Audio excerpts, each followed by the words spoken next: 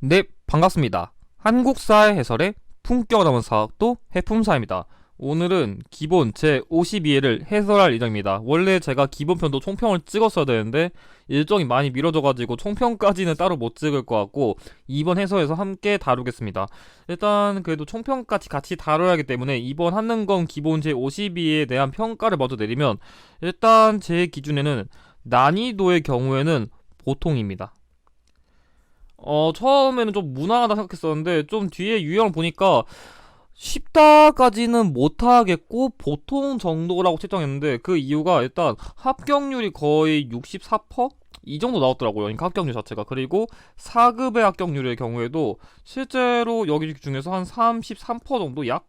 그래가지고 전반적으로 이 합격률의 그런 비중도 나쁘지 않았고, 일부 고난도 유형이 몇 개 있었어요. 그러니까 이게 예전 중급편 기출에서 조금 어려웠던 거, 그러니까 기존 중급에서 고난도 유형을 재응용한 문제가 몇 개 있어가지고 그것 때문에 난이도를 조금 높이긴 높였는데, 그와 더불어서 기존의 그런 쉬운 유형을 동시에 재응용한 것도 그만큼 많았어요. 그러니까 어려운 것도 많았는데 그만큼 쉬운 유형도 재응용한 게 많고, 특히 최근 기출에서 응용한 게 되게 많아요. 그러니까 49회, 50회. 그래가지고 최근 기출 열심히 풀고 조금 쉬운 유형 많이 맞췄으면은 이런 거에서 점수가 나갔더라도 이거 잘 맞췄으면은 크게 뭐 고득점을 받는 데는 무리가 없었다고 느꼈기 때문에 보통 난이도를 책정했습니다. 그래가지고 이걸 바탕으로, 그렇다면은 이제 앞으로의 기본편 어떻게 준비하면 좋을지 제가 문제들의 예시를 통해서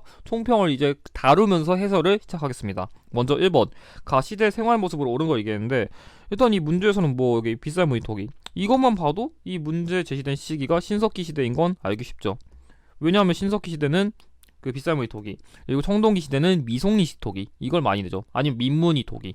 1번 가락바퀴를 이용하여 시를 보았다. 맞아요. 문제 제시된 시기에는 원시적인 의료생활을 시작했죠. 정답 1번이고, 2번 지배층의 무덤으로 고인돌을 만들었다. 고인돌이 축조된 건 청동기 시대죠. 이때부터 계급이 발생했기 때문이죠. 3번 거푸집으로 비파형 동검을 시작하였다. 똑같이 청동기예요. 이 거푸집에 다 철기로 가르치는 교재가 많은데 정확하게 청동기 후기부터입니다. 4번 철제 농기구를 사용하여 농사를 지었다. 말 그대로 철제 농기구 나왔으니까 철기입니다. 정답 1번입니다. 자, 이어서 2번 학생들이 공통으로 이야기하고 있는 나라를 지도에서 옳게 찾은 걸 얘기했는데, 이 문제에서는 마가, 우가, 저가, 구가 등이 별도로 사출도를 다스렸다는 거랑 여기 영고라는 제천 행사가 있는데, 그러니까 일단은 이 영고라는 제천 행사를 통해서 출원할 수 있었고, 일단 이 마가, 우가, 저가, 구가라는 거는 동물의 이름을 딴 관직이죠. 그러니까 마가는 뭐 말, 우가는 소, 저가는 돼지, 그리고 구가는 개, 그리고 사출도는 이 국가와 관련된 지방 관할 구획이죠. 그러니까 이 동물의 관직을 딴 관리들이 이거 지역을 나눠서 다스리기 때문에 이 모든 힌트를 합쳐봤을 때는 부여라는 걸 알 수 있죠.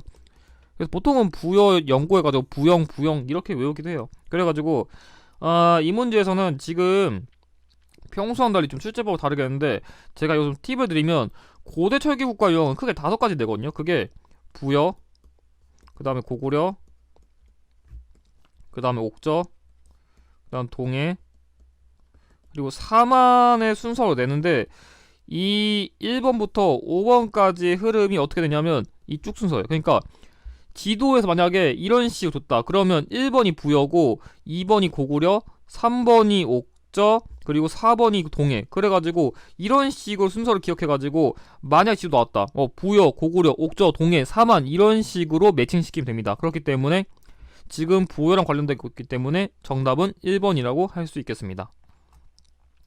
자, 이어 3번 다음 가상 인터뷰에 등장하는 왕의 재위관이 있었던 사실로 옳은 걸 얘기했는데, 문제 난이도가 어렵지 않았는데 3점이나 줬어요. 이거 제 기출 예상 문제 나왔던 건데, 예상 문제 줬는데도 3점짜리 이 정도라 엄청나게 해자였어요. 아무튼 뭐 여기 국호를 신라로 확정하고 임금의 칭호를 마리가에서 왕을 고쳤다는데, 그러니까 문제 제시된 왕식에 신라라는 국호를 사용했고, 그 왕후 같은 경우에는 뭐 거서관, 차차웅, 이사금, 마리간, 그리고 왕인데 국호랑 왕의 칭호를 사용한 거는 신라에서는 지증왕이죠. 지증왕. 그래가지고 이 왕은 지증왕이에요. 이것도 나도 자주 나왔던 거라 뭐 그렇게 어렵지 않았어요. 1번 불교가 공인되었다. 불교를 공인한 건 이 왕이 아니라 버풍왕이죠. 그러니까 버풍왕이 약간 병부, 불교 이런 것처럼 좀 비핵과 관련된 키워드가 많아요. 2번 노비왕권법이 시행되었다. 이거는 고려 광종이고요. 자, 3번 이사부가 우상국을 정벌하였다. 맞아요. 문제 제시된 왕 시기에는 그건 대외 정복도 했어요. 정답 3번이고요. 4번 황룡사 구충 목탑이 건립되었다. 황룡사 구충 목탑이 건립된 거는 성덕 여왕이에요. 참고로 황룡사 구충 목탑이 아니라 황룡사 자체만 나오면 선덕 여왕이 아니라 진흥왕입니다. 그러니까 황룡사 자체는 진흥왕, 그리고 황룡사 구충 목탑은 선덕 여왕.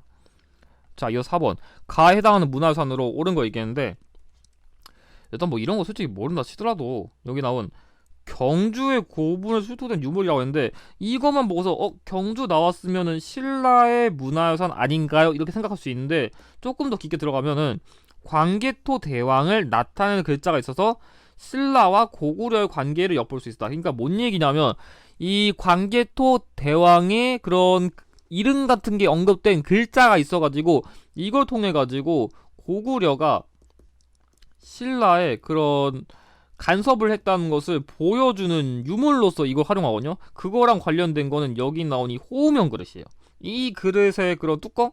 아니요, 그 안에 여기? 그런데 글자 적혀 있어가지고 이거 보고서 왜 신라에서 고구려의 유물 발견했지? 당시 광개토 대왕이 얘네한테 간섭 많이 했구나. 그래가지고 이런 유물도 남겼구나. 그런 식으로 이해하는 증거를 활용하는 게 이 유물이라 가지고 정답은 2번이고요. 1번 뭐 이거 같은 경우에는 대표적인 고구려의 불상인데 여기 이 뒤에 있는 이런 껍데기 같은 게 광배란 거거든요. 그러니까 뭔가 위대한 사람을 보면 뭔가 느껴지는 아우라 이런 거를 눈에 보이도록 형성한 건데, 여기 뒤에 이 연가 7년이란 거 보고서 이게 평양에 고구려 있었을 때 만들었던 불상이구나, 이런 식으로 활용하고요. 자, 3번 철제 판가옷과 투구, 이거는 대가야의 그 갑옷이에요. 대가야. 뭐 이렇게까지 몰라도 되긴 하는데 아무튼 간에 뭔가 철과 관련된 문화유산 나온다. 대부분 다 가야입니다. 자, 4번 산수무늬 벽돌, 이거는 백제 문화유산인데 특징이 여기서 뭐 산이라던가 뭐 구름이라던가 뭔가 여러가지 자연과 관련된 게 많거든요. 연꽃도 있고. 그래가지고 이런 여러가지 형상을 통해 가지고 이 벽돌이 불교랑 도교의 양식을 융합한 대표적인 문화유산이다. 이것만 아시면 돼요. 뭐 이게 뭐 언제 만들었다 이런 것까지는 몰라도 됩니다. 그래서 정답은 2번입니다. 자, 이어서 5번 밑줄근 이 왕으로 옳은 거 얘기했는데 이 문제도 적중률 높아요. 저도 이번에 예상 문제 적중시켰는데 이거 진짜 빈출도가 높거든요. 여기 충청남도 공주에 있는 이 무덤은 중국 낭조의 영향을 받아 벽돌로 만들었다. 아니, 한능검에서 벽돌 무덤이 나오는 건 딱 하나밖에 없어요. 벽돌 무덤 나왔다. 95% 무령 왕릉이에요. 그냥 벽돌 나왔다. 그냥 무령왕 찍으면 돼요. 그럼 3초 만에 풀거든요. 근데 뭐 더 살펴보면은 일단 중국 남조라고 언급되는데 이 중국 남조는 그 당시에 양나라를 말한 거예요. 그러니까 양나라가 당시 벽돌 무덤 했었는데 이 양식 영향 받아가지고 백제에서도 그런 벽돌 무덤의 양식을 보여줬고, 여기 나온 이 묘지석이라는 게 있는데 이게 여기 문제 제시된 이 무령왕에 관련된 걸 적은 건데, 여기에 뭐 이거 심화편 수준에서 말해도 될 키워드라 뭐 기본편은 몰라도 될 것 같은데 뭐 영동대장군, 그런 백제 사마왕이란 그런 시호가 있어가지고 이걸 보고서 무령왕이구나 이런 걸 활용하는 증거로 쓰는데 여기 참고용으로 알아서요. 이거는 심화편 수준에서 나온 키워드라 뭐 기본편에서는 이렇게까지는 내진 않을 것 같은데 아무튼간 이 벽돌 나왔다. 무령왕 찍으시면 됩니다. 정답 3번이고 뭐 나머지 같은 경우에는 뭐 성왕 같은 경우에는 뭐 사비천도라던가 남부여로 국호를 바꿨다던가 아니면 관산성 전투에서 전사했다. 이거 정도 외우면 될 것 같고, 고이왕은 이 왕도 똑같이 백제의 왕인데 여기 있는 왕 다 백제의 왕입니다. 이 백제 고이왕은 그 16관등제 전비, 이거 정도 외워두면 될 것 같고, 고이왕은 잘 안 나오더라고요. 뭐 근초고왕 같은 경우에는 뭐 그 평양성 전투를 통해 가지고 그때 고구 원왕을 전사시켰다. 이거 잘 나오죠. 참고로 평양성 전투가 세 가지가 있는데 이 근초고왕 시기에 그 고국 원왕을 전사시킨 이 전투랑 그 고구려가 나당연합군에 의해서 멸망한 평양성 전투, 그리고 임진왜란 시기에 조명연합군에 의해서 발생한 평양성 전투, 이 세 가지가 있습니다. 자, 이어서 6번 가이드로가 인물로 옳은 거 얘기했는데, 이 문제 조금 어려울 수 있었어요. 조금 이게 자주 나오던 인물은 아니라 어려울 수 있었는데 솔직히 못 풀 정도도 아니었어요. 일단 자, 봐봐요. 일단 첫 번째, 신라의 유학자예요. 그리고 원효 대사의 아들이에요. 그러니까 일단 이거 통해 가지고 신라의 아들이고 일단 원효의 아들이라고, 그럼 대략적으로 원효가 활동한 시기를 고려할 때는 거의 통일신라 초기, 그러니까 상대 이때 활동했다는 걸 알 수 있는데, 그렇다면은 일단 넌 통일신라 때 활동한 건 알겠어. 그러면 그거 다 접근해 보면은 일단 안양 이 인물은 고려 말에 성리학을 전래한 인물이에요. 당연히 답이 될 리가 없죠. 왜냐? 이 인물은 지금 고려시대 말인데. 자, 두 번째, 김부식. 김부식의 경우에는 고려 인종, 그러니까 한 중기 시기쯤에 삼국사기를 만든 인물이에요. 당연히 고려시대니까 틀렸죠. 자, 최치원. 최치원도 따지면은 통일신라 하대 인물이에요. 제가 최치원은 통일신라 하대 인물로서 그 당시 진성여왕에게 시무십조를 건의하고 그 당나라의 빈공과에 급제했다. 이게 키워드로 잘 나온다고 항상 강조했는데, 그건 만약 솔직히 지금 통일시가 상대란 게 나왔으니까 사실 이것만 보고서도 답은 다 안 되긴 해요. 근데 그걸 모른다 하더라도 일단 나머지 키워드가 좀 기존 교재에 아마 나와있을 거야. 이것도 일단 나머지 신문왕에게 화한계를 직접 바쳤다는데, 여기서 나온 화한계란 건 뭐냐면 쉽게 말해서 이 화한계를 좀 지금 용어로 좀 비유를 해주면 뭔가 장미랑 할미꽃이다 쳐요. 그러니까 이 인물은 이 장미를 버리고 할미꽃 같은 그런 신화를 선택하라는데, 이게 뭔 얘기냐면 장미는 보기에 되게 화려해요. 예뻐요. 그래가지고 그럼 뭔가 듣기에 보기에 그런 달콤한 말을 하는 그런 간신을 비유한 거예요. 그냥 보기에 되게 좋잖아요. 그러니까 뭔가 내 듣기만 좋은 말 해주는 사람. 근데 할미꽃은 안 예뻐요. 못생겼어요. 그래가지고 조금 충언 간언, 그러니까 조금 좀 이렇게 하셔야 됩니다, 이렇게 하시면 안 됩니다, 왜냐 되게 듣기 짜증나는 말만 해요. 조언만 들을 게 많이 해요. 근데 이런 신하들을 많이 데려와야 정치가 발전한다. 이런 그런 신하들을 많이 키우라는 것을 비유한 게 화한계고, 뭐 여기 또 그리고 우리말을 표기하는 이두를 체계적으로 정리했다는 말을 통해서 이 인물이 한자를 활용해가지고 우리나라만의 언어를 만들었다. 그러니까 이두랑 화한계 보고 사실 설정 풀었어야 돼요. 근데 아마 이거를 꼼꼼히 안 공부했으면 소거법을 통해서 풀 필요가 있지 않았을까 싶습니다. 그래서 정답은 1번입니다. 자, 이어서 7번 가시기 있었던 사실로 옳은 거 얘기했는데, 이 문제도 살짝 어려울 수 있었어요. 근데 솔직히 이 문제는 예전 기출에서 많이 나왔기 때문에 어렵다고는 못해요. 근데 제가 이 문제는 조금 쉽게 설명하기 위해서 흐름을 먼저 정리해드리면, 일단은 642년에 어떤 사건이 발생했냐면, 백제의 마지막 왕인 의자왕 시기에 백제가 신라의 대야성을 공격했어요. 대야성 공격해가지고 여기 언급된 김춘추의 가족들을 다 살해했어요. 그것 때문에 김춘추가 부들부들 해가지고 당시에 먼저 고구려에 가가지고 군사 요청을 해요. 그래가지고 군사를 요청해가지고 제가 좀 백제한테 복수를 하고 싶은데 그래가지고 군사 좀 지원해주면 안 돼요? 하는 게 이 얘기거든요. 근데 당시에 보장왕이 뭐 중령 서부 땅은 본래 우리 것이니 그곳에 돌려주면 군사를 보내준다고 해요. 그러니까 당시에는 이 연계 소문이 사실상 실권자긴 한데, 어쨌든 허수아비 왕이 있으니까 이 왕이 그럼 니네가 군사 받고 싶으면 니네가 뺏은 땅 다시 돌려주세요 하거든요. 그래가지고 김춘추가 꺼져 이래가지고 안 돌려줬어요. 그래가지고 결국 실패했어요. 그래가지고 난 백제한테 복수하고 싶은데 어떻게 할까 하다가 이 김춘추가 당나라까지 넘어가요. 당나라에 넘어가지고 우리 당나라 형님 너무 멋있어요. 제가 너무 미천한 제가 저 백제 복수하고 싶은데 군사 좀 주시면 안 될까 해가지고 당나라가 야 충신이로다 동맹 맺자 해가지고 당시에 당나라에 군사 요청하게 되면서 당시에 나당 동맹까지 체결하게 돼요.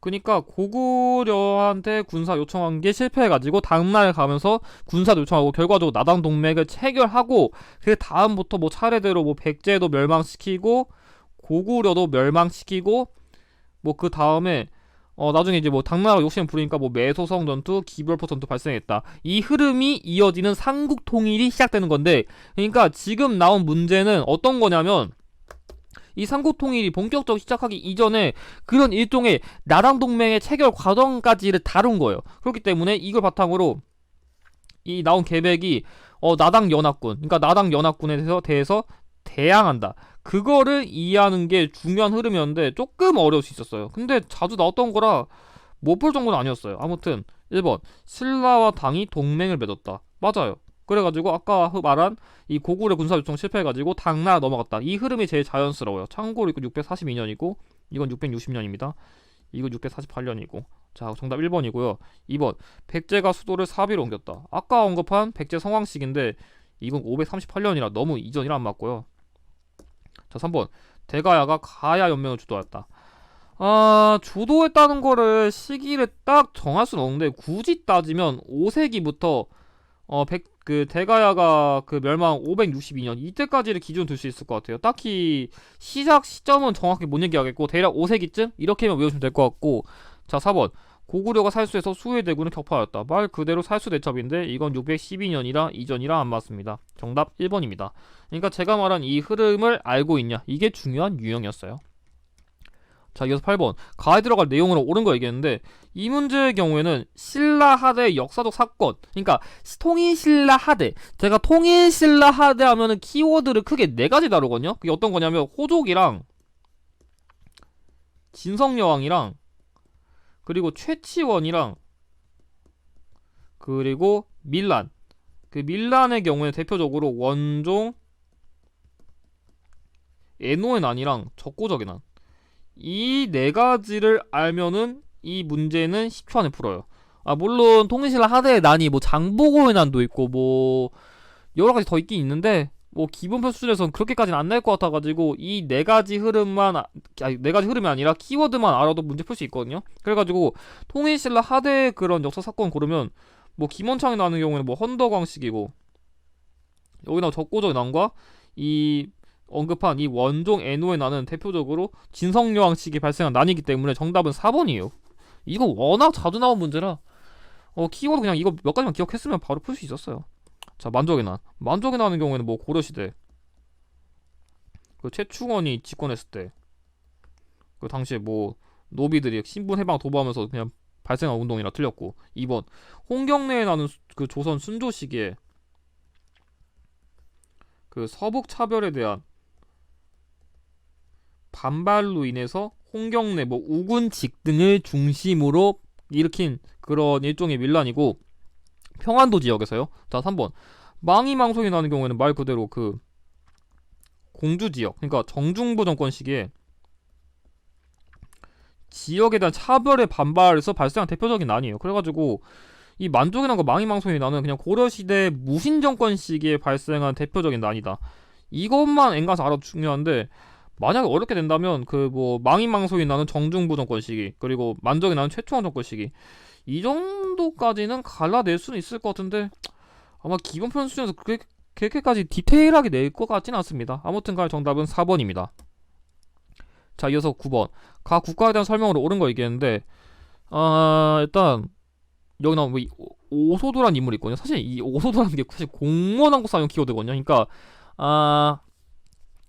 어떤 게 있냐면 대표적으로 그러니까 신라랑 그 당시 통일신라랑 발해에서 이 빈곤과 그 당나라의 과거제에 합격한 인물들 다룬 게 몇 개 있거든요. 그러니까 그게 신라에서 대표적으로 최치원이고 이 발의 대표적인 인물이 오소도거든요. 근데 이거는 모를 거예요, 솔직히. 거의 모를만한 키워드더라도 여기 나온 이 상경성, 그러니까 일단 이 문제 제시된 국가의 수도 중 하나랑 해동성국, 이거 보고서 상경성 그리고 해동성국, 이거 보고서 문제 제시된 국가 시기의 그런 수도랑 별명 보고서 이거를 발해라고 추론하는 건 어렵지 않았어요. 왜냐면 기본편에서 이 해동성국이란 키워드를 너무 많이 줬어요. 진짜 이거 모르면 공부 안 하신 거예요. 진짜 이 키워드는 모를 수가 없어요. 아무튼 1번 글과 할속기를 가르치는 경당을 두었다. 이건 고구려. 그건 고구려의 미성년 학교라서 안 맞고. 2번 정삼에서 국가의 중대사를 결정하였다. 이거는 백제 그런 귀족 회의라 안 맞고. 3번 청해지인 중심으로 해상무역을 전개하였다. 이게 제가 아까 언급한 통일 신라이기 때문에 안 맞고요. 4번 오경 15, 62주로 지방 행정 제도를 정비하였다. 이게 정답이에요.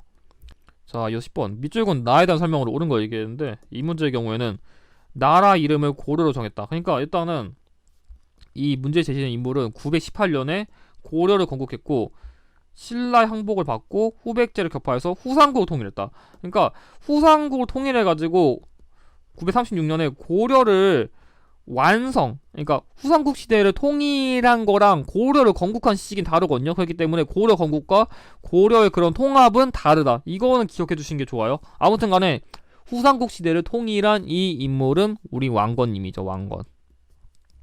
이건 키워드가 워낙 쉬워가지고 금방 눈치챘을 것 같아요. 1번 전국을 8도로 나누었다. 전국을 8도로 나눈 거는 조선 태종시기죠. 이때는 8도가 아니라 뭐 5도랑 양계죠. 시기상.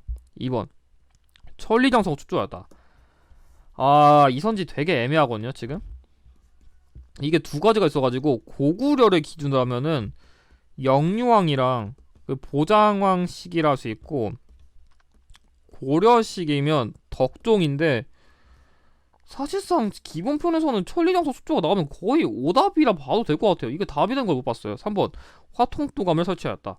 화통도감을 설치한 거는 최무선이죠. 굳이 왕을 따지면 우왕, 고려 말기.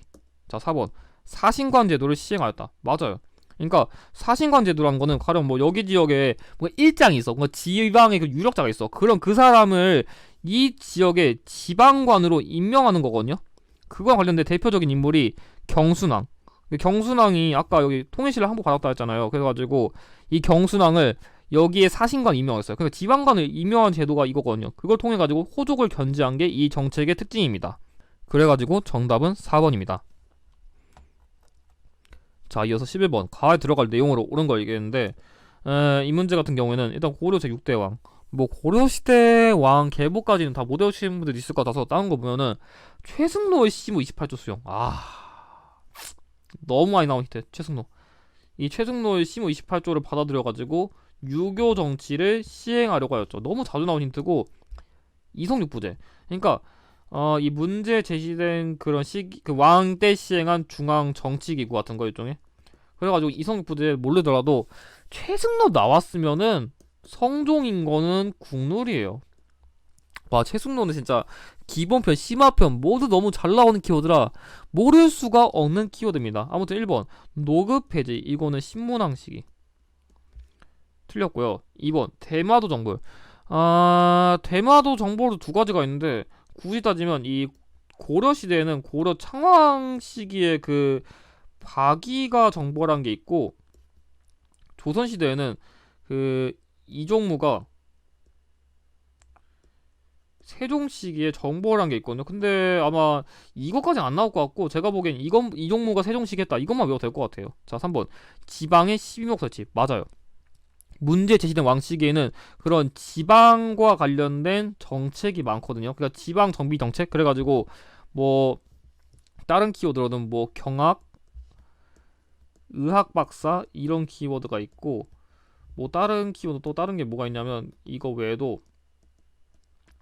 아마 심화편 수준 아니면은 이런 거까지 안 날 것 같은데 12목이 아니라 그 외관 잘못 썼네요. 그 외관 이 두 가지 키워드도 찾는 거 기초 잘 나오는데 뭐 기본편 수준에서 이 12목 이것만 외워도 충분할 것 같긴 합니다. 아무튼 정답 3번이고요. 자, 4번 북한산 순수비 건립. 이거는 진흥왕이죠. 진흥왕. 그래가지고 안 맞습니다. 그래서 정답은 3번입니다.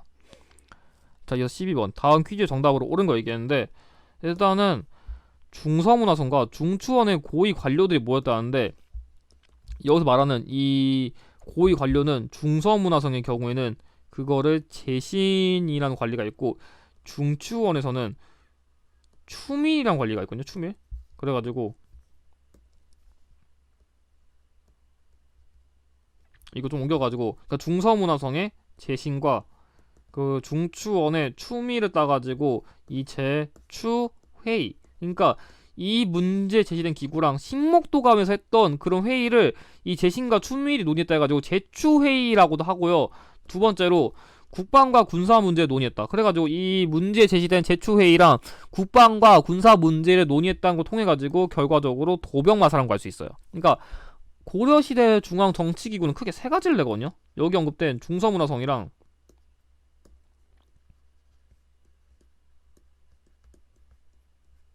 그 도병마사랑 어사대를 많이 내거든요. 그러니까 중서문화성은 최고 기구, 그냥 최고 의결 기구 이런 키워드 잘 내고, 이 도병마사 같은 경우에 국방이랑 군사 문제, 그러니까 최고 의결 기구랑 국방 군사 문제 이거를 키워드로 되게 자주 주고요. 자, 마지막 어사대 같은 경우는 그냥 관리 감찰하는 거. 그래서 중서문화성에 낭사랑 합쳐가지고 대간이라 불린다. 이게 잘 나오거든요. 그래가지고 이 흐름을 여러분들이 잘 기억하시면 좋을 것 같아요. 그래가지고 일단 어사대 틀렸고, 3, 4의 경우에는 뭐 고려시대 때는 뭐 회계 출납이랑 회계랑 곡식 출납. 그러니까 고려시대 때는 이게 3, 4의 역할이고, 그 조선시대의 경우에는 사원부,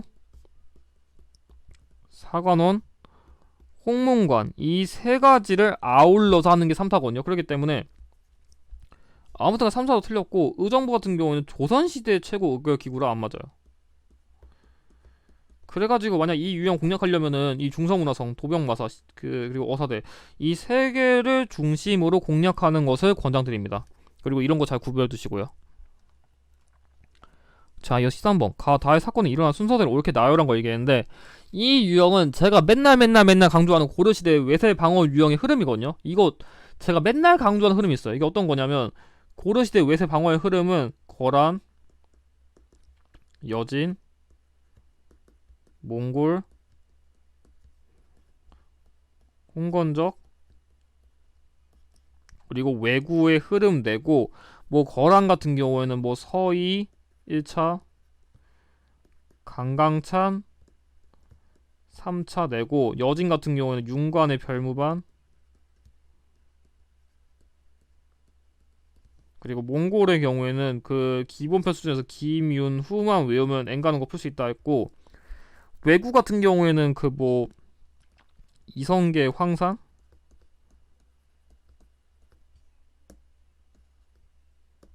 뭐 이성계 황산 대첩, 최영의 홍산 대첩, 그리고 그 최무선의 진포 대첩 이것도 외워 풀 수 있거든요. 그래가지고 뭐 이거 흐름 알았으면 솔직히 이 문제는 전혀 어렵지 않았는데, 일단 그럼 대입해 보면은, 자 일단 황보고도 여기 삼별초는 진도에서 싸운다고 했는데, 일단 위어선 이게 안 나왔는데, 몽골이 그럼 강화를 맺고 나서 그 몽골과의 강화를 반대한 게 배중손이랑 그 추가적 김통정이 있거든요. 그러니까 이 배중손은 여기 진도에서 그렇게 항전했고, 김통정의 경우에는 제주도에서 몽골과의 강화를 반대했어요. 그렇기 때문에 이 삼별초는 몽골과 관련된 키워드고, 여기나 뭐 감강차는 뭐 아까 얘기한 거란이고, 여기 언급한 윤과는 여진이기 때문에 순서상 거란, 여진, 몽골이니까 나다가인 2번이 정답입니다. 이거는 워낙 자주 나오는 한능검의 그런 기초 흐름이라 꼭 외우실 필요가 있습니다. 자, 이어서 14번 국가의 경제 상황으로 옳은 거 얘기했는데, 제가 이 유형은 10초 안에 풀라고 항상 얘기합니다. 정말 쉽거든요. 왜냐면 자, 경제가 나왔어요. 번호 순서로 봐요. 만약 10번 때다. 고려의 확률 95%입니다.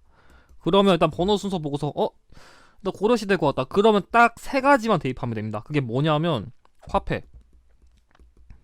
화폐의 경우에는 뭐 건원중보, 해동통보, 활구인데 뭐 건원중보의 경우에는 성종이고, 이 해동통보랑 활구는 숙종, 시기이고, 자, 두 번째 무역항.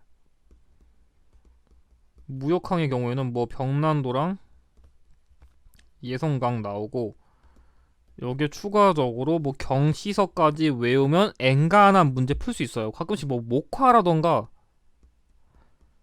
아니면 뭐 송나라 이런 것까지 나오는데, 뭐 이런 키워드 다 알면 엔간 문제 풀거든요. 그러면 좀 정리해 보면은, 저기 보자.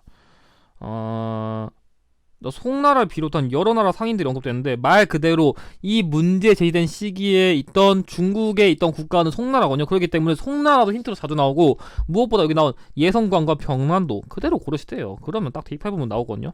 자, 1번 고구마, 감자 등이 재배되었다. 고구마, 감자는 조선 후기에 그 재배된 대표적인 구황작물이라 안 맞고요. 2번 모내기법이 전국적으로 확산되었다. 이것도 똑같이 조선 후기라 안 맞습니다. 모내기법이 심지어 처음 나온 건 거의 고려시대 말기쯤이라고 보는 게 타당해요. 3번 만상, 내상 등이 활발하게 활동하였다. 똑같이 조선 후기라서 다 똑같아가지고 정답은 당일 4번인데, 아까 언급한 활구가 그대로 여기 나왔네요. 그래서 정답 4번이에요. 그래서 이 문제 10초 안에 풀 수 있어요. 진짜 힌트가 매우 고정적이고, 좀 출제 방식만 다르게 하지 거의 고정적인 키워드를 많이 줘가지고 이 문제는 쉽게 풀 수 있어요.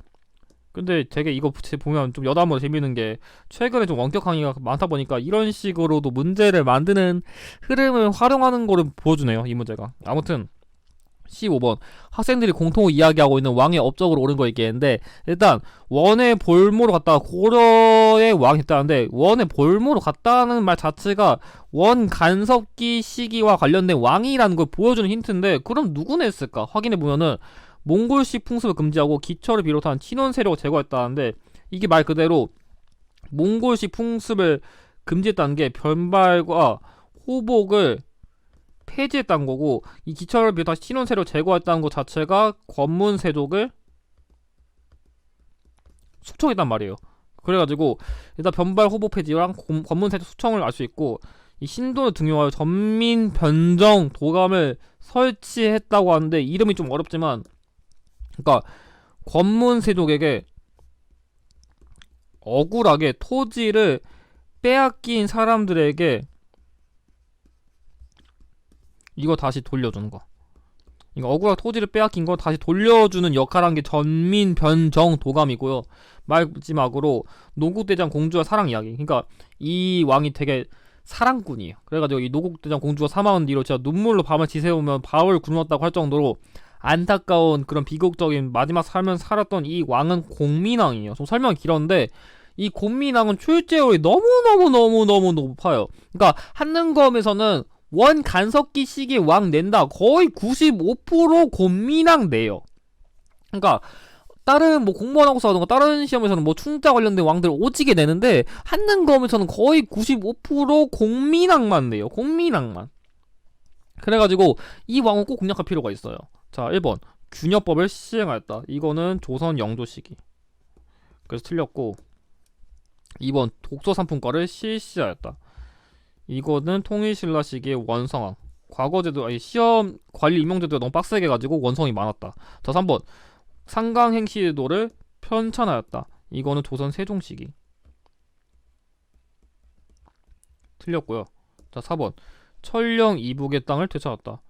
아, 이게 말을 조금 어렵게 바꿨거든요. 근데 이 철령 이북의 땅을 되찾았다는 게 다른 말로 표현하면은 쌍성 총관부를 수복했단 말이에요. 말이 좀 어렵긴 어려웠는데, 솔직히 나머지 선지가 지금까지 기준에 많이 나왔던 거라 이걸 몰랐더라도 조선시대네, 통일신라 시대네, 조선시대네 해가지고 소거를 하면은 남는 게 어차피 고려시대 이거 하나밖에 없어가지고 풀기는 쉬웠는데, 선지 때문에 만약에 선지 분석 꼼꼼히 안 하신 분들이면 살짝 헷갈릴 수는 있었을 것 같습니다. 근데 뭐 어렵진 않았어요. 자, 이어 16번 다음에 해당되는 문화유산으로 옳은 거 얘기했는데, 이 문제도 되게 이지예요. 이 솔직히 사진만 보고서도 솔직히 조금 상식적으로 풀 수 있는 문제라 별로 어렵지 않았고, 여기 나온 뭐 두 사람이 상대방의 삿바나 바지에 허리에 춤을 잡고 상대를 바닥에 넘어뜨리는 민속놀이다. 일단 이것만 봐도 솔직히 사진 보고서도 아, 이거 그 놀이구나 솔직히 눈치채기 쉬웠는데, 특히 주목해야 될 게 남북한이 공동으로 등재를 신청해서 2018년에 유네스코 무형문화유산이 되었다는 말을 통해 가지고 이게 최근 한능검의 그런 역사적 이슈를 반영한 거란 그런 걸 보여준 사례거든요. 그렇기 때문에 이런 힌트 같은 건 나오면 되게 주목해두는 게 좋아요. 그러니까 이 문제 자체가 씨름인 걸 추론하는 건 어렵지 않은데, 이런 걸 보고서 아, 한능검이 좀 이런 뭐 유네스코 아니면 최근 이슈가 되는 거 이런 걸 잘 반영하는구나, 이런 걸 기억해두면 풀이에 도움이 됩니다. 뭐 나머지 같은 경우에는 그냥 간단히 설명하면은, 뭐 택견의 경우에는 그냥 뭔가 약간 율동 그런 식으로 뭔가 이크 에크 하면서 뭔가 발차기 하거나 아니면 상대를 걸어 넘어뜨리는 일종의 그런 무술 같은 거고, 강강술래. 이건 말 그대로 그냥 손잡고 빙빙 도는 그건데, 뭐 설화적으로는 임진왜란 시기에 그 여성들이 이렇게 뭔가 산속에서 그냥 강강술래라면은 군사가 많아 보이는 것처럼 위장할 수 있어가지고 이 놀이를 활용했다는 그런 설화가 있고, 남사당 놀이라는 게 조금 어려울 수 있는데, 이게 뭔 말이냐면 약간 유랑 연극단이에요. 그러니까 유랑이란 말은 그러니까 제가 이곳저곳 정처 없이 돌아다니는 건데, 그렇게 돌아다니면서 뭔가 연극을 하는 그런 일종의 극단 같은 거, 그거랑 관련된 건데, 이게 좀 그 우리나라에서 의미가 있는 게, 지금은 잘 모르겠지만 이게 2009년에 그 무형문화유산 등장했어요. 무형문화유산. 그래가지고 아 그냥 무형 그 뭔가 유랑 연극단인데 무형문화유산에 등재했다. 이 정도만 기억해도 충분하지 않을까 싶습니다. 아무튼 정답 1번입니다. 자, 이어서 17번. 가에 들어갈 문화유산에 대한 설명으로 옳은 거 얘기했는데, 이 문제는 빈출 적중 문제거든요. 왜냐하면 제가 저번에 그 8만대장경이 나왔어. 8만대장경이 아니라 그 지치심체 요절이 나왔어가지고 이번에는 8만대장경이 나올 거 예측했는데 딱 나왔어요. 자, 1번이 아니라 이곳 합천해인사 장경판전. 그러니까 일단 이 문제 제시된 문화유산은 보관한 곳인데, 그래가지고 이 유형이 언급되면은 두 가지 잘 기억해야 돼요. 청주 흥덕사를 줬냐 아니면 합천 해인사를 줬냐, 이거 두 개로 위치가 팍 달라지거든요. 그렇기 때문에 이 힌트를 여러분들이 꼭 기억하실 필요가 있고, 고려시대 시작했고 현재까지 잘 보관했다는데, 이 보관성, 그러니까 여기 통풍이라던가 아니면 여기 나온 습도, 이런 보관의 우수성을 그 인정받아가지고 세계 문화유산 등재됐거든요. 그렇기 때문에 이 청주 흥덕사가 아니라 이 합천 해인사에 그런 보관된 이 문화유산은 바로 팔만대장경인 걸 알 수 있어요. 그러니까 솔직히 사찰 때문에 헷갈리기 쉬웠는데, 만약 그럼 그거 모른다고 가정했을 때 풀면은 1번 승정원에서 편찬하였다. 승정원에서 편찬한 건 승정원 일기인데, 지금 문제 제시된 게 고려시대잖아요. 고려시대. 근데 지금 나온 거는 이건 조선시대이기 때문에 될 리가 없고요. 2번 희정기와 사초를 바탕으로 시작했다는데, 희정기와 사초를 바탕으로 시작한 거는 조선왕조실록이에요. 이 조선왕조실록도 역시 조선시대 거기 때문에 당연히 답이 될 리가 없고, 자 3번 현존하는 가장 오래된 금속활자본. 아마 이거를 헷갈렸으면 많이 헷갈렸을 거예요. 이게 바로 그 직지심체 요절인데, 이 직지심체 요절은 아까 언급했듯이 합천 해인사가 아니라 청주 흥덕사에 있기 때문에 안 맞아요. 그래가지고 부처 힘으로 몽골 침이 물리치고자 만들었다는 그 제작 목적을 다룬 이 4번이 정답입니다. 자, 이어서 18번 문제. 가에 들어갈 내용으로 옳은 걸 얘기했는데, 이 문제도 출제율이 엄청 높았던 빈출 문제거든요. 제가 여기서 첫 번째 팁을 전달드리면, 이번 총평에서 첫 번째로 가져가야 될 첫 번째 팁, 이거 잘 적어두셔야 돼요. 한능검은 기출 사고를 이해할 필요가 있어요. 기출 사고를. 그러니까 뭔 얘기냐면, 제가 이거를 이후에도 제가 다른 문제에서도 강조를 할 텐데, 일단 이 조선의 건국 과정을 내면은 결론부터 얘기하면은 한능검에서 이 유형 냈다. 키워드가 거의 이 흐름을 따라가거든요. 그러니까 첫 번째는 위화도 해군이고, 두 번째는 그 과전법이고, 그리고 세 번째가 조선 건국이랑, 그리고 그 이성계 즉위가 나와요. 그래가지고 거의 이 흐름을 그대로 따라가서 내는데, 그러니까 이걸 순서 문제 계속 내요. 그러니까 이게 지금은 막 계단식 이렇게 주긴 줬는데, 뭐 예전 기출에서는 뭐 사료를 바탕으로 준 적도 있고, 막 그림 갖다가 준 적도 있고, 뭐 사진 갖다가 준 적도 있고, 온갖 그냥 비슷한 방식으로 내긴 내되 큰 틀이 안 변해요. 그렇기 때문에 아마 제가 이후 기출에서도 이거 그대로 낸 거다 하는 얘기를 몇 개 할 텐데, 그래가지고 이 기출 사골의 흐름을 이해해야 돼요. 그러니까 이 사골의 흐름이 뭐냐면, 한능검이 좋아하는 흐름과 키워드를 이해하는 건데, 그러니까 조선의 건국 과정도 뭐 얘기하다 보면은 뭐 신진사대부끼리 싸움도 얘기할 수 있고, 아니면 뭐 권문세조 숙청한다 뭐 이런 얘기 나올 수 있지만, 한능검에서 이걸 냈다, 이 흐름을 내는 거예요. 그러니까 한능검식으로 뭔가 큰 주제를 내면 어떤 키워드를 중심으로 내는지 그 흐름을 이해하는 게 사골이거든요. 그거를 여러분들이 잘 잡으셔야 문제를 쉽게 풀 수 있어요. 아무튼 그래서 이런 걸 첫 번째 팁으로 잡아두시면 좋아요. 아무튼 본론 돌아와서, 이게 조선의 건국 과정을 한능검을 이렇게 내는데, 일단 이 위화도해군이 처음에 그 최영을 중심으로 원래 요동정벌을 추진했었는데, 당시에 그 이 요동정벌을 그 최영 대신 이성계를 보냈는데 이 이성계가 요동 가기 전에 위화도에서 회군해가지고 개경을 환도하니까 그때 당시에 최영과 이성계랑 맞짱을 떴고 여기서 승리한 이성계가 최영을 제거하면서 이성계를 대표로 한 신흥 무인 세력과 이 정도전 같은 인물들 대표적으로 한 신진 사대부의 그런 권력이 본격적으로 확장되는데 이 신진 사대부가 그런 경제적 기반을 확보하기 위한 목적에서 과전법을 시행했고 이제 권력도 먹었다 경제적인 것도 확보했다 해가지고 본격적으로 조선을 건국하고 이성계가 왕으로 즉위했다. 이 흐름을 한능검이 되게 좋아요. 그렇기 때문에 이 세 가지 순서는 여러분들이 꼭 기억해 두시는 게 좋아요. 가끔씩 나오더라고요. 아무튼 1번 비변사 혁파, 이거 같은 경우에는 흥선대원군이죠. 비변사가 처음 지어진 건 중종 때지만 혁파된 건 흥선대원군 시기. 뭐 정답 2번이고 대전회통 편찬 똑같이 흥선대원군 시기에 만들어진 법전이고. 자 4번 훈민정음 창제는 세종 시기라 안 맞습니다. 정답 2번입니다. 이 흐름 최근 한 심화 47회 때도 나온 적이 있어가지고 꼭 알아두셔야 됩니다. 자 19번 학생들이 공통으로 이야기하고 있는 지역을 지도에서 옳게 찾은 걸 얘기했는데 제가 지금까지 지역사 유형을 4연속 적중시켰는데 이번에 처음으로 깨졌거든요. 이게 왜냐하면 키워드가 평소보다 좀 낯선 걸 제시했어요. 일단 여기 첫 번째 온조형 비류가 미추홀이라 불린 이 지역의 털을 잡았다고 하는데, 그러니까 이 키워드 통해 가지고 뭔가 백제 그런 건국 설화랑 관련된 지역인 건 알 수 있는데 키워드가 좀 낯설어 가지고 잘 모르실 것 같아요. 이거는 그 패스하고. 자 두 번째 2014년 17회 아시아 경기대회 개최됐다는데 이게 한능검에서 낼 수 있는 그 아시아 게임이 세 가지가 있거든요. 그게 뭐냐면 1986년에 그 전두환 정부 시기에 그 서울 아시아 게임이 있고, 자 두 번째로 그 2002년에 김대중 정부 시기에 부산 아시아 게임이 있고, 그리고 마지막으로 이 박근혜 정부 시기에 인천 아시아 게임이 있거든요.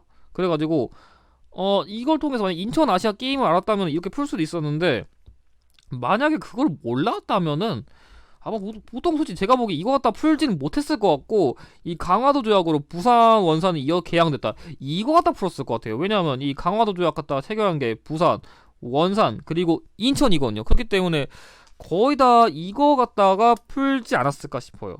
근데 지역사 유형도 좀 그런 게 있는 게, 지역사 유형도 그런 기출의 사고리 되게 많아요. 그렇기 때문에 이 인천이 그 강화도 조약 개항됐다 이것도 그 되게 출제가 많이 됐었거든요. 그렇기 때문에 기본편은 지역사 유형이 어렵다. 예전 기출 많이 보시면 돼요. 그럼 예전 기출 많이 보시면은 어차피 나올 거 또 나오다 보니까 그거 중심으로 공략하면은 기본편은 심화편에 비해서는 지역사가 어차피 돌고 내니까 너무 부담 가지지 않고 풀이하시는 것을 권장드립니다. 아무튼 정답 1번입니다.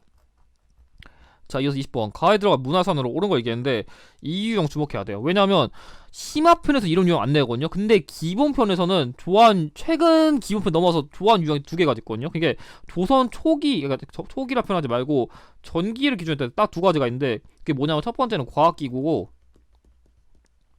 두 번째로는 서적이에요. 그러니까 이 두 가지 유형이 원래는 기존 초급 편에서 나왔거든요. 그러니까 기본편이라는 거는 이 초급 기출과 중급 기출을 합쳐서 만든 건데, 그 초급에서 좋았던 게 그 세종시기의 과학기구랑 조선 전기에 만든 서적이거든요. 그러니까 이 두 개의 유형을 잘 내요. 그래가지고 최근 기출에서도 뭔가 자격률 낸 걸로 기억하는데, 이 유형은 만약 기본편 준비한다 꼭 공략하실 필요가 있어요. 자 들어가면은 뭐 여기 조선시대 과학기구로서 해시계, 솔직히 제대로 공부했으면 여기서 끝냈어야 돼.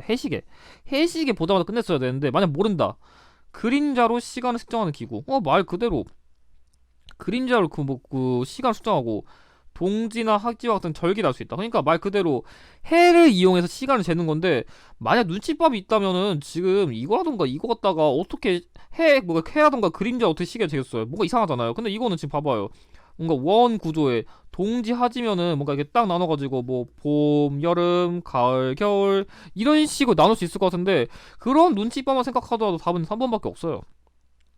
왜냐면 이 자경루란 거는 일종의 물시계라 불리고, 이 추구기는 말 그대로 그러니까 비를 측정하는 거, 비 측정. 그리고 여기는 혼천이는 이건 그냥 천문학, 천체 관측기고. 그렇기 때문에 안 맞아요, 역할이. 그러니까 제가 하고 싶은 얘기가 뭐냐면, 최근에 이 자경루가 물시계다, 뭐 츠구이가 비를 측정하는 거다, 뭐 혼천이가 천체를 관측하는 거다, 이런 식으로 과학기구 자체의 역할을 내는 단독 문제도 되게 많이 내고요. 두 번째로 뭐 서적 같은 경우에도 뭐 가령 세종 시기에 만든 뭐 상강행시도라던가 아니면 뭐 성종 시기에 만든 뭐 경국대전이라던가 이런 식으로 그런 각 그런 문화유산, 그러니까 기록유산의 그런 특징을 주고서 이걸, 그러니까 뭐 경국대전, 뭐 상강의실도, 뭐 악학괴범, 그리고 뭐 칠정산, 이런 식으로 막 책을 선지해 주는 문제가 많거든요. 그렇기 때문에 내가 기본표를 준비한다, 이 유형을 꼭 공략하셔야 좋은 점수를 얻을 수 있다고 할 수 있습니다. 그래서 정답은 3번이고, 자, 이어서 21번. 가에 들어가 세시풍속을 옳은 거 얘기했는데, 이 문제도 다행히 2번 적중했어요. 제가 지역사 실패했는데, 다행히 세시풍속을 이번에도 한 2연속, 3연속 적중시켰거든요. 일단, 동지 후에 105일째 되는 이날이라고 했는데, 이 동지라는 거는 12월 말이거든요. 그러니까 12월 말인데, 105일이면 한 3달하고 반이잖아요. 그러니까 12월 말에서 3달하고 반을 빼면은 4월 초가 돼요, 거의. 최소 4월 초에서 중순 정도? 그 날이고, 일단, 무엇보다 찬 음식을 먹는다고 해서 그 이름이 유래했다는데, 여기서 찬 음식을 먹는다는 거를 다른 말로 표현하면은 찰한, 한자가 찰한자거든요. 한자로 한 찰한자, 그리고 음식 해가지고 한식. 그래서 답은 2번이에요.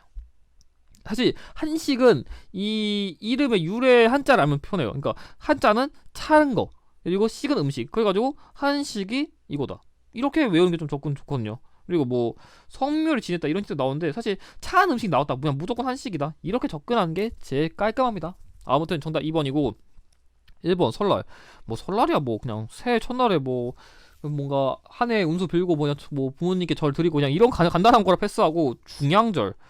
아, 이게 좀 어려운데, 중양절은 심화편 음식자도 거의 모를 만한 세시풍속이거든요. 일단은 이 중양절이란 게 뭐냐면, 쉽게 말해서 9월 9일이에요 9월 9일. 그러니까 우리가 숫자가 1부터 9가 있을 때 그래도 많은 게 좋다. 그러니까 뭐 맛있는 것도 뭐 하나 먹은 것보다 뭐 9개 먹은 게 좋을 거 아니에요. 그렇기 때문에 이 높은 숫자를 양이라고 해요. 그러니까 좋은 거, 굿 이런 의미에서 양이라고 표현하는데, 그 좋은 게 두 번이나 있다 해가지고 중양절인 거예요. 그러니까 양과 관련된 9월이 중첩됐다, 그래가지고 양이 중첩됐다 해가지고 중양절이라는 거예요. 뭐 이거 같은 경우에는 뭐 한 해 농사 진짜 아예 마무리하고 이제 뭐 국화전 이런 거 먹는다, 그냥 그 정도만 암기하면 될 것 같아요. 제가 보기에 아마 답으로는 안 나올 것 같아요, 잘. 자, 마지막 덩어리 돼버려. 이건 뭐 음력 1월인데, 음력 1월 뭐 달집 태우기 하고 뭐 오고밥 먹고 부렁 깨고 하는, 그냥 한 해 처음 시작한 1월로서 뭔가 좀 운을 빌어주는 그런 민속놀이? 풍습? 이런 거 많이 하는 날이에요. 그래가지고 정답은 2번이에요. 자, 이어서 22번. 가 인물에 대한 설명을 옳은 거 얘기했는데, 이 문제도 솔직히 말하면 아마 제 기억이 맞으면 기본 49회 때 나왔어요, 이게. 그러니까 대표적 기출 연계 문제거든요. 이것도 솔직히 사고를 끓인 거예요. 일단 뭐 병산서원, 이런 거 솔직히 몰라요. 근데 임진왜란이 일어났을 때 훈련도가 설치를 건의했다. 아니, 이건 너무 많이 나왔어. 이거 유성룡이에요, 유성룡. 예전에도 훈련도가 설치를 건의했다는 기출이 나왔거든요. 그래가지고 이 유성룡이 언급됐다. 그럼 임진왜란이랑 관련된 키워드가 많은데, 이 유성룡은 그러니까 임진왜란 시기에 그 외적을 방어하기 위해서 그거랑 관련된 훈련도가 설치 건의랑 그 당시 임진왜란의 그런 역사적 사실을 기록한 일종의 소설 같은 기록물인 징비록을 저술했다. 이 두 가지 키워드가 정말 많이 나오거든요. 자, 1번 징비록 저술했다. 맞네요. 정답 1번이고. 자, 2번 사군 육진을 개척하였다. 사군 육진을 개척한 거는 세종시기에 최윤덕이랑 김종서가 있죠. 근데 한능가면서는 최윤덕보단 김종서를 더 많이 언급하는 것 같긴 합니다. 3번 서경천도를 주장했다. 서경천도를 주장한 거는 조선시대가 아니라 고려시대의 묘청이죠. 자, 틀렸고. 자, 4번 대동여지도를 시작하였다. 대동여지도를 시작한 거는 조선 후기의 김정호라서 안 맞습니다. 그래서 정답은 1번입니다.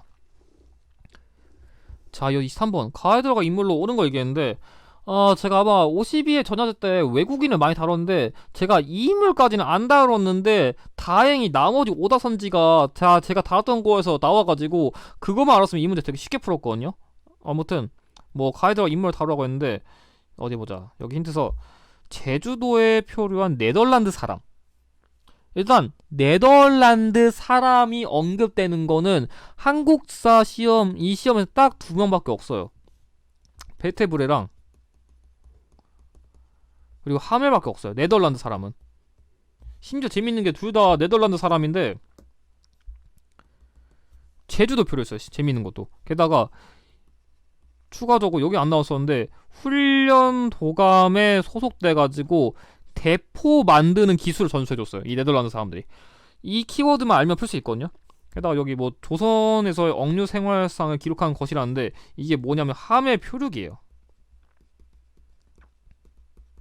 그러니까 이 인물이 한 선조에서 효종 시기쯤, 그러니까 대충 조선 중후기 넘어갈 때쯤, 그때쯤에 산 대표적인 외국인으로서 당시 그 함의 표류기 바탕을 낸 거다. 그것만 이해하시면 돼요. 그 정답 2번이에요. 왜냐면 지금 나머지 인물은 제가 외국인 강조할 때는 진짜 이 어느 국가에 속했는지 이런 것도 제가 잘 강조시키거든요. 근데 그걸 주목해서 접근해 보면은 여기 네덜란드 사람이라고 분명히 언급되어 있는데, 먼저 1번 베델의 경우에는 영국인인데 이 인물 같은 경우 대한매신보랑 관련된 인물이죠. 그러니까 당시 양기타 선생님이랑 같이 대한매신보를 창간한 인물로서 일단 영국인이 남았고, 맥켄지 이 인물도 똑같이 영국인인데 이 인물은 그 정미의병의 그 사진을 찍은 인물이에요. 그러니까 그 어떤 그 머리에 막 두건 두르고 막 총 같은 거 들고 있는 막 양복도 입고 막 어떤 여자 같은 거 보이고 그런 사진을 찍은 인물이 맥켄지거든요. 그러니까 영국의 일종의 기자예요.